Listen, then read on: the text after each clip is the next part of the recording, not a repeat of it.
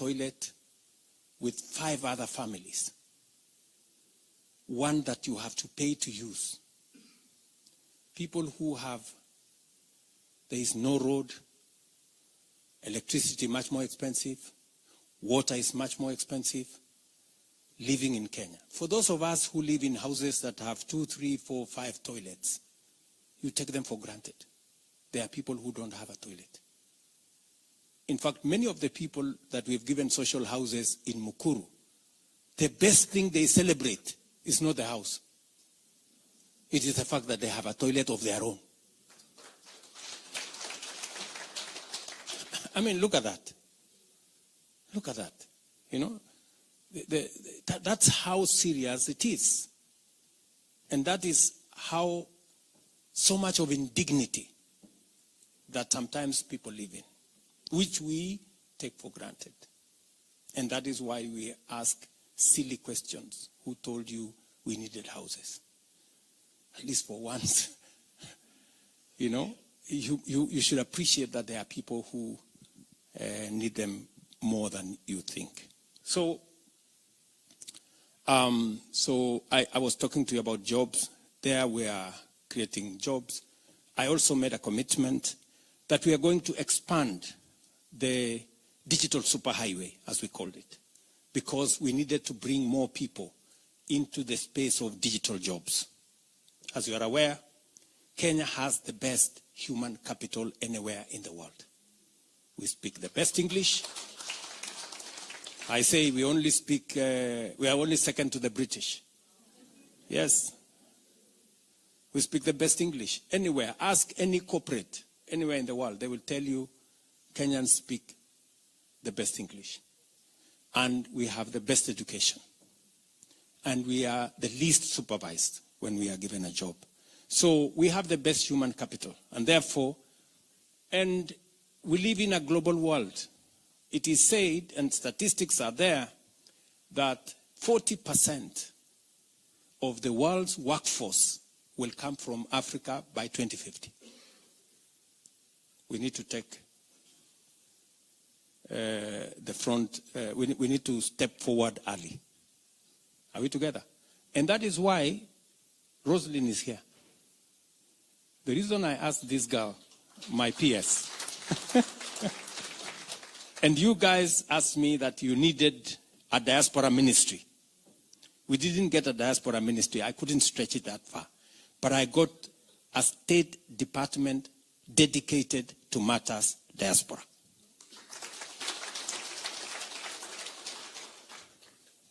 And today we have streamlined, with the assistance of the State Department of Diaspora, working with the Ministry of Labor, we have streamlined, apart from the jobs we are creating in our housing and other public sector infrastructure, we have now identified labor mobility, that Kenyans, being a strong workforce, we can work anywhere in the world. And we can work anywhere in this globe. And that is why we have straightened, we've made it much more clear. We have eliminated characters who are taking advantage of Kenyans. There was a lot of fraud. We had 1,600 registered, those agencies, they're called what? Yes, private recruitment agencies. We had 1,600 of them. Many of them were crooks. We deregistered almost 900 of them because they had one problem or another. We demanded that any job placement must be put on the portal. We now have a portal so that we can make sure that we can track any Kenyan who is going to work outside Kenya. We must know where they are going, which company is employing them, how much are they being paid, what kind of job are they doing, and how do we get them to come home when it is necessary. And that's the job Rosalind has. Because we have streamlined that whole space, we now have a good record of Kenyans working abroad. In the last 2 years, ever since we streamlined that space, How many Kenyans have we placed there, Rosalie? 400,000 Kenyans. You know, when I say this, people cannot fathom. They can't believe it. But that's the reality. And the statistics are there. And for your information, our remittances from diaspora remittance has gone up from $4 billion in 2022. We are now at $4.95 billion. We have almost $1 billion more. That is 120 billion shillings more because of the more Kenyans that are now working outside Kenya. It is my intention to take that to not $5 billion, as you may be waiting, to $10 billion, and it is doable.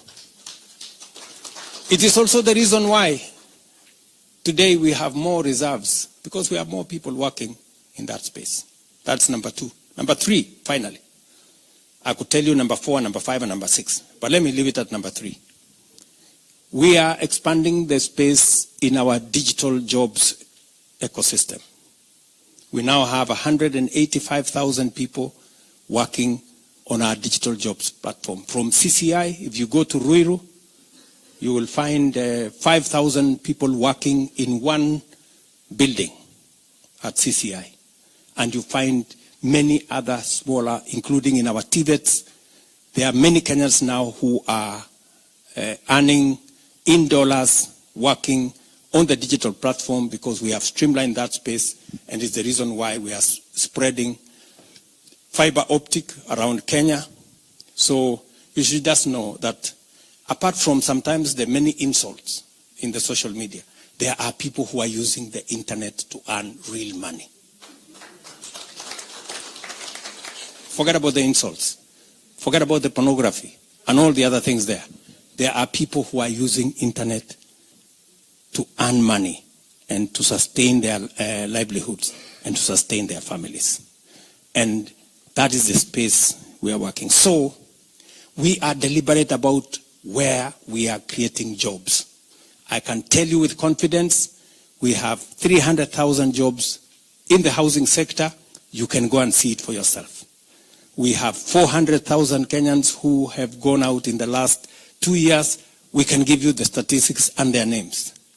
We can tell you with confidence that we have Kenyans working in the digital space. We know where they are. We know what they are doing.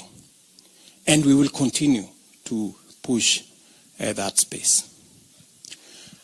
I do not wish to say more than that. I just wanted to let you know, because I know sometimes you're here and you get to read our newspapers.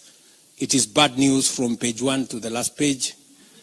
Headline after headline, you will think home is burning. I want to tell you that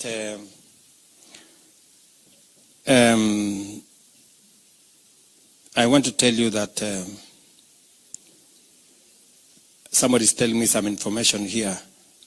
You will come and tell them. I don't know. You will come and tell them. So this is what it is. So my ask of you is, we have a country to look after. I did promise that I will lead from the front. I want to tell you, I will lead from the front.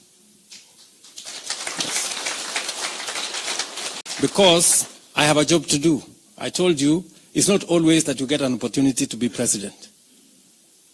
And it is my responsibility to make a difference. Tough as the choices are, difficult as the decisions are, I will make those decisions so that we can move the country forward. Because if I don't, we will mark time.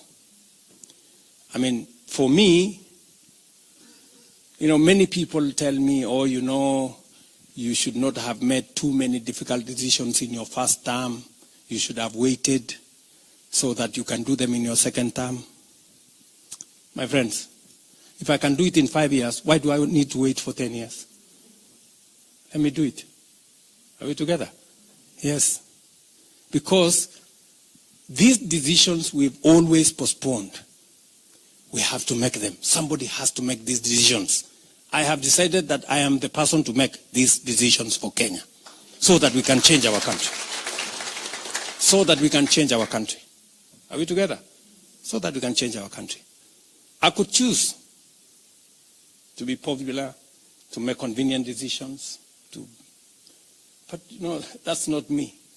Let me make the decisions that will change Kenya, and I am very proud that we are moving the country forward. So with those many remarks, let me stop there and to give an opportunity to you to ask me maybe 1 or 2 or 3 or 4 questions, and then I will answer, and then we'll call it a day. I know it's been a long day for me, but also I'm sure for you. Asanteni.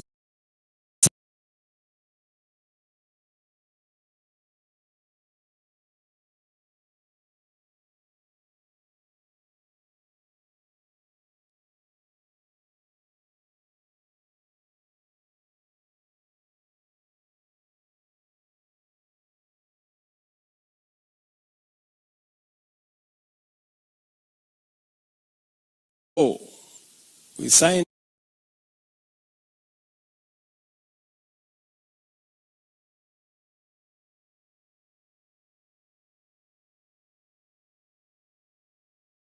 In that space, again, you had, there was kelele, because we said, how do we, my child, I pay 200,000 every term in an academy, but when I'm told, pay 50,000 a year, not a term, 50,000 a year for university, I have a problem with it. Because we have to live within our means. We couldn't afford to pay for all our children in university. So we had to reorganize that funding model, and that's why we made it student-centered. So a bit of kelele here and there, but we have since stabilized it. I remember going to cooperative university in Karen. And I had a conversation with the Vice Chancellor, I think he's called Professor Kamau. So I asked him, Professor, I want a honest feedback. What is your feedback on the new funding model that we have, that is student-centered, and the other model? He told me, Mr. President, I will tell you 3 things. Number 1, I can pay all my lecturers on time. I can pay all my suppliers on time. And I can pay your taxes on time. But then he said that there is something you need to correct. There are some students that sometimes are put in the wrong band. So you need to make sure that the means testing instrument that places students in different categories is accurate. I told him, thank you very much. That is good feedback. So we are reworking the means testing instrument to make sure that it is much more accurate. So we have collected more data to make sure that when we place a student in a certain band, it is the correct band so that we don't disadvantage any student by putting them in the wrong band. I know time is running, so I want to conclude by saying 2 final things.